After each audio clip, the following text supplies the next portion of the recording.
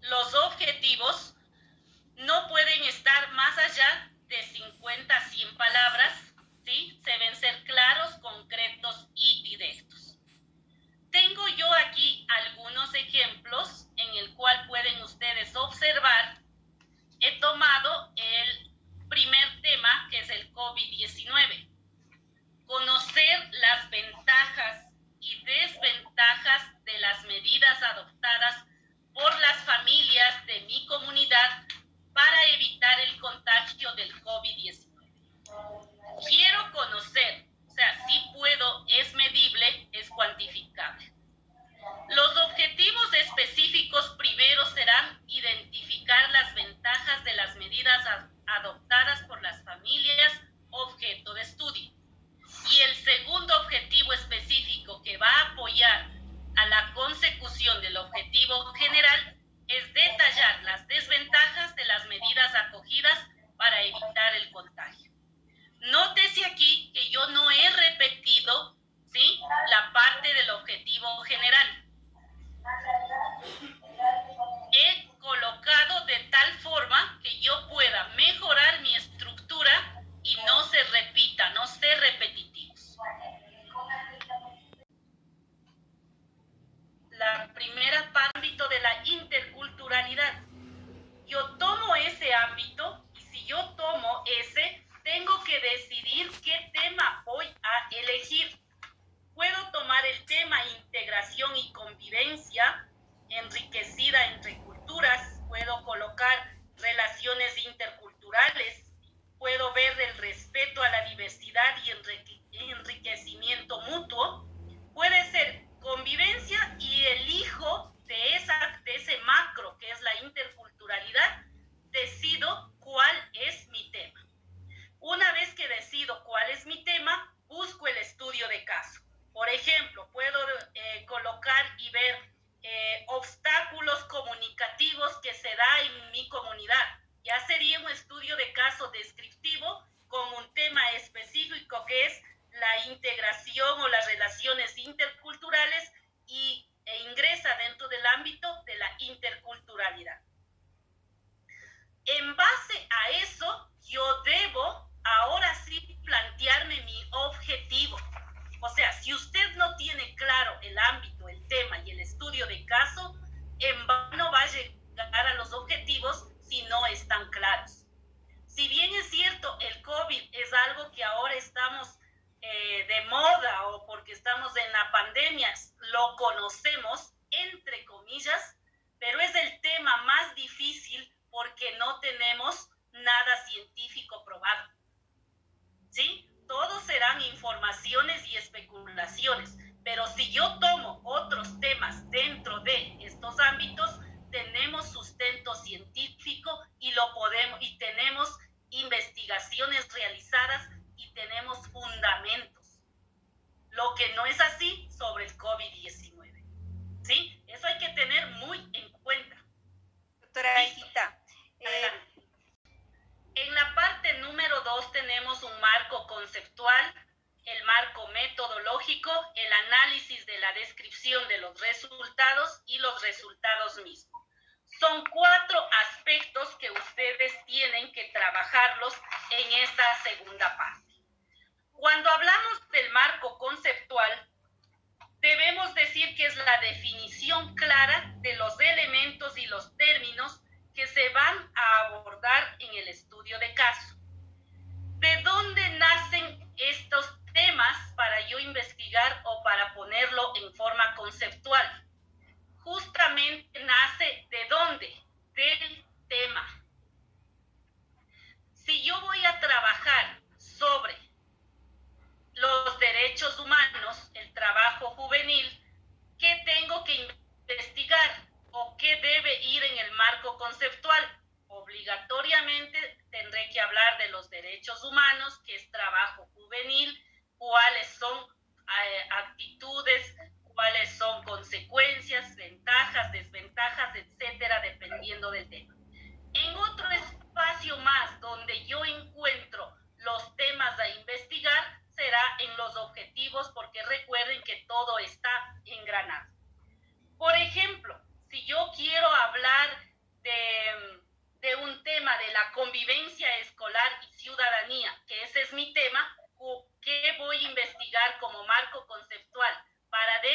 los conceptos claves del problema, debo obviamente investigar qué es convivencia escolar, qué es ciudadanía, qué es construcción de una buena ciudadanía, ¿sí? Todos esos temas nacen ¿de dónde? Del problema. De ese tema del estudio de caso. ¿En cuántas palabras aproximadamente van? Entre 900 a 1000 palabras. Exclusivamente redactado con sus propias palabras y en párrafos. Ya voy a especificar qué es un párrafo para que quede claro para todos los estudiantes. Luego tenemos el marco metodológico que irá entre 450 a 500 palabras. En este marco metodológico es importante tener en cuenta que aquí se debe explicar la estrategia de investigación que se va a utilizar para el estudio de caso. El tipo de estudio y su contexto deben analizarse con cuidado para buscar la mejor metodología, la mejor herramienta para adquirir la información. Es importante que aquí seleccionemos las técnicas que vamos a utilizar y las describamos. Por ejemplo, técnicas como la entrevista, la observación, el análisis de contenidos. Las técnicas que utilizaremos tienen que buscar información y ayudarnos a describir cómo se manifiesta lo planteado en el marco conceptual. Nosotros, sea de nosotros, de la familia, del contexto. Planificar cómo, cuándo y dónde vamos a aplicar esas técnicas que están especificadas en el marco metodológico. Podemos utilizar un sinnúmero de técnicas, pero por ejemplo puede ser entrevistas, puede ser, encuestas, fichas de observación, etc. Es importante que ustedes tengan presente que deben ser creativos. Las entrevistas por ahora no pueden hacerse en forma personal. Ustedes deben utilizar diferentes herramientas a su alcance, como las tecnológicas. Pueden hacerlo por teléfono, por correo, por WhatsApp, utilizar esos contactos para adquirir la información. No cometamos el error de pedir que los estudiantes salgan a la comunidad a adquirir o a hacer esas encuestas o entrevistas. No, prohibido. ¿Qué tenemos que hacer? Utilizar esas técnicas, esos contactos, esas redes sociales para adquirir nosotros la información en el marco metodológico. Seguido, si hacemos una ficha de observación, seleccionaremos qué es lo que vamos a observar, a quién vamos a observar, qué es lo importante que vamos a observar, ¿sí? Y en qué horarios lo vamos a hacer. De tal forma que esta ficha, esta matriz que usted realice de encuesta, de observación, de entrevista, la coloque como un instrumento en anexos. ¿De acuerdo? Esto va para anexos. Cuando hablamos del análisis del contenido, hablamos que es obtener información sobre el estudio de caso seleccionado a través de estas fuentes que hemos descrito en el marco metodológico, ¿sí? ¿Qué hacemos con esto? Máximo en 200 palabras, 200 a 250 como máximo, ¿sí? Aquí presentamos el análisis de los resultados. Cuando hablamos de los resultados, estamos diciendo que es la descripción de los hallazgos generados a partir de la observación, de la entrevista o de la encuesta o de los instrumentos que nosotros hayamos realizado. Si como parte de la evidencia de los resultados obtenidos se presentan fotografías, láminas, recortes de periódico, de revistas, documentos, lo que ustedes tengan o gráficos, esto también lo colocamos en anexos. Es importante tener presente que los resultados, para que se hable de resultados, deben existir porcentajes, deben existir números, si no, no hay análisis de resultados. ¿De acuerdo? Ahora, ¿cómo lo hacemos? Por ejemplo, pongámonos en el caso del trabajo que les decía. Si yo voy a investigar a 10 personas, que son los jóvenes de mi familia o de mi entorno, cada uno va a corresponder al ¿cuánto? Al 10%. Si 5 de ellos trabajan, yo ya puedo decir el 50% de los jóvenes de mi familia o objeto de estudio dicen que tiene ventajas el trabajo juvenil. ¿Se dan cuenta? Existe un número, existe un porcentaje. Si yo tomo en cuenta 20 personas, cada uno corresponderá al 5%. Y si tengo 35, entonces diré el 75, el 50. La idea es que exista un número y un porcentaje para hablarse de resultados. Esto no más de 350 a 400 palabras.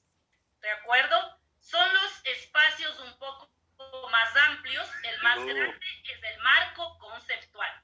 El amplio es el marco conceptual. Seguido, digamos que un poco más de las otras que teníamos. Recuerden que en la primera parte nosotros tenemos un promedio de 1200 palabras.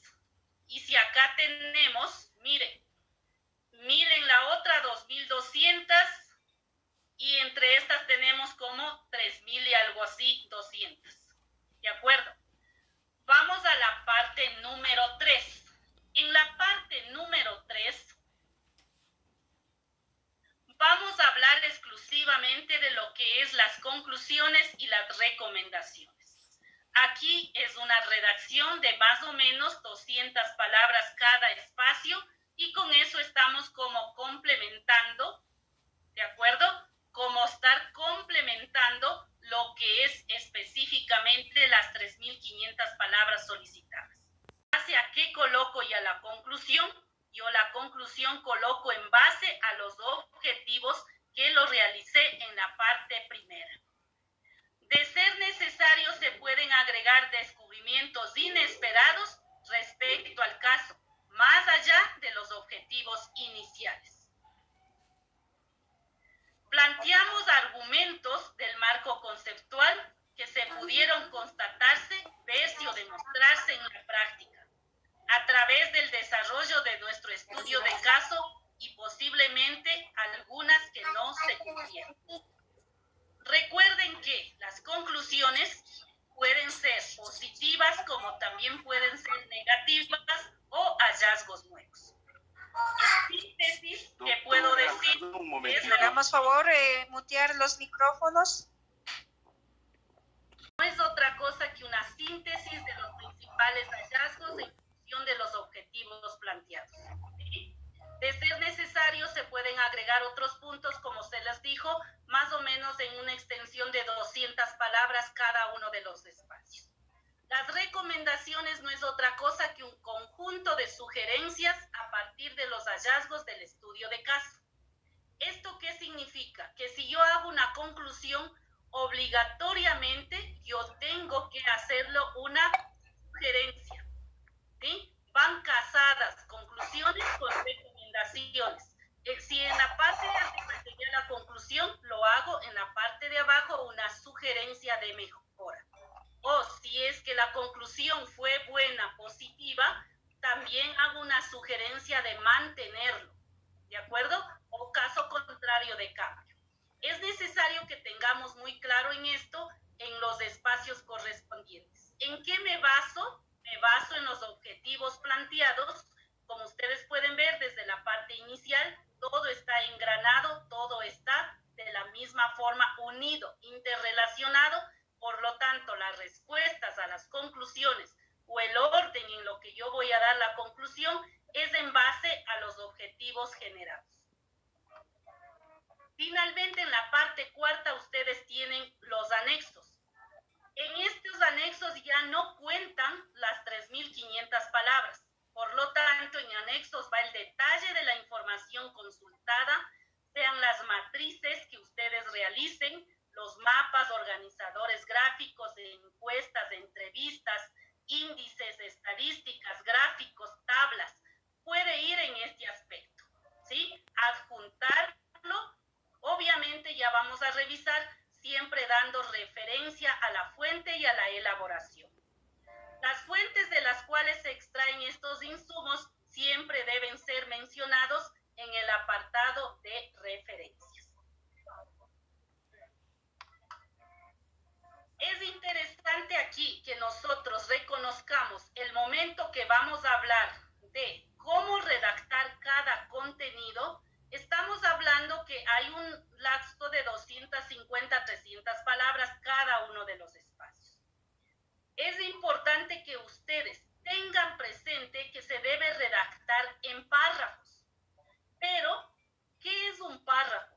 Yo sé que la gran mayoría lo sabe, simplemente yo voy a hacer un recordatorio de qué es un párrafo. Un párrafo está estructurado de una idea principal y de ideas argumentativas y una idea concluyente o de cierre. Eso significa, cuando yo hablo de idea principal, ideas, por lo tanto mínimo son 2 a 3 o 4 ideas argumentativas y una idea concluyente, un párrafo no puede estar estructurado en 2 líneas. Un párrafo tiene que estar estructurado por lo menos de 4 a 8 líneas.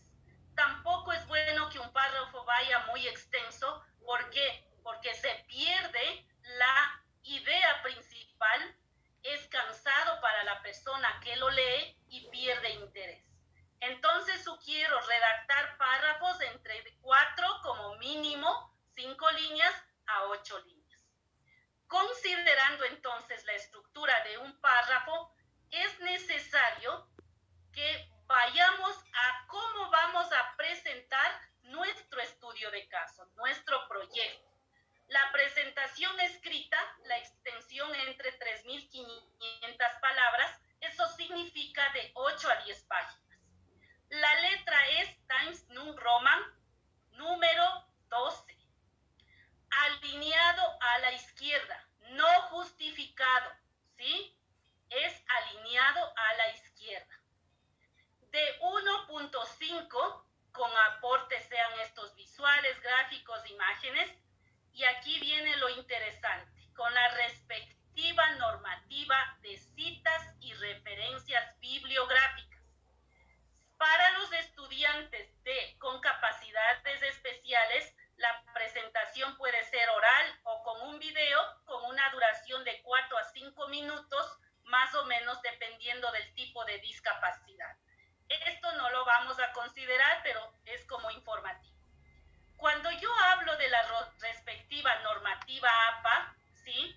Es importante que ustedes tengan presente lo siguiente.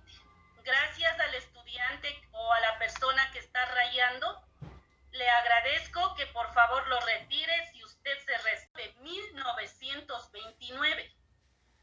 Cuando un grupo de psicólogos, antropólogos y administradores querían codificar, ¿sí?, varios componentes, la escritura científica, para resaltar la comprensión de su lectura. En ese instante nacen los estándares o reglas que se conocen como la normativa APA. ¿Para qué sirven? Sirven para definir el uso uniforme en cuanto a márgenes, al formato del documento, a la puntuación, a las abreviaciones, tamaño de letra, forma de construir tablas y figuras y la citación de referencias. Ustedes ya tienen claro cuáles son los márgenes, cuáles son los formatos, tamaño de letra, está dado en el acuerdo ministerial. Cuando yo aplico esta normativa APA en mi trabajo, yo evito el plagio. ¿Qué es el plagio? Es apropiarme de algo que no es mío. Es presentar como propio un trabajo al que yo no soy ni mi autor, no soy el autor. Entonces, comienzo ¿a qué? A convertirme en un plagiador y estoy violando a los derechos de propiedad intelectual de una persona. Cuando yo cito, cuando yo doy énfasis a ese autor, no tengo ningún problema y estoy evitando al aplicar normativa APA. Las normativas APA lo existen de forma y de fondo.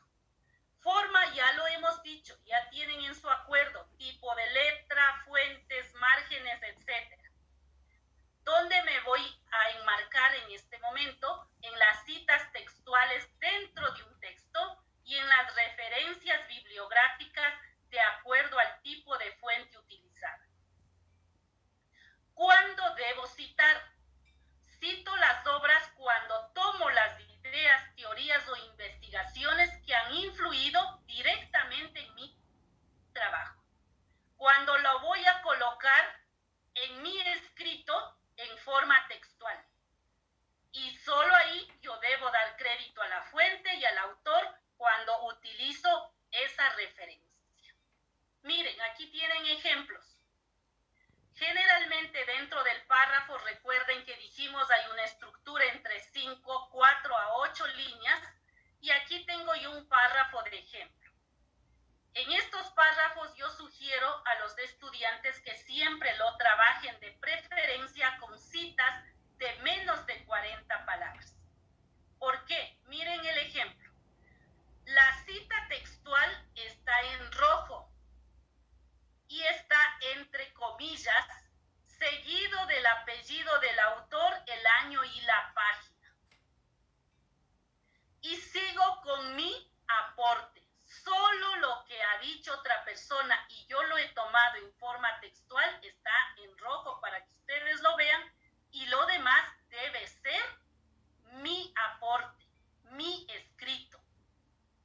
Puedo colocar esta referencia al medio como puedo colocar al final. Es el mismo ejemplo colocado al final.